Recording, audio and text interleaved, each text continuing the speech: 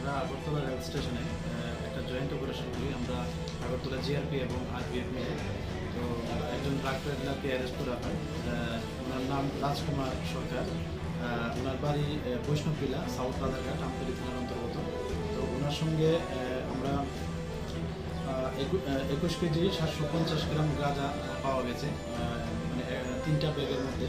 তো যথারীতি গতকাল রাত্রে আমরা আগরতলা জিআরপি থানাতে ওনার বিরুদ্ধে একটা এনডিপিএস দ্বারা মামলা নেওয়া হয়েছে।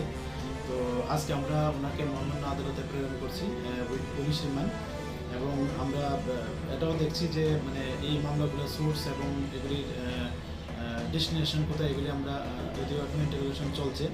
আর উনি জিজ্ঞাসায় বললো যে উনি অ্যাকচুয়ালি ওই ডেমো ট্রেনে করে মানে কুমারঘাট যাবে, ওইখান থেকে আবার আরেকজন মানে চেঞ্জ হবে, ওই মানে হ্যান্ডওভারে চেঞ্জ হবে। কিন্তু উনি এখনও নাম বলেনি যে কাকে উনি দেবেন।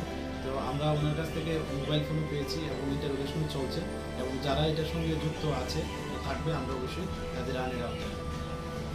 আনুমানিক বাজার মূল্য এগুলি তো মানে যখন ত্রিপুরা থেকে মানে ত্রিপুরার বাইরে যায়, তো ন্যূনতম মানে 10,000 টাকা করে কেজি হয়। তো এরকম যদি ধরা হয় তাহলে এগুলির বাজার মূল্য আনুমানিক হবে 2 লক্ষ প্রায় 20,000 টাকার মতো।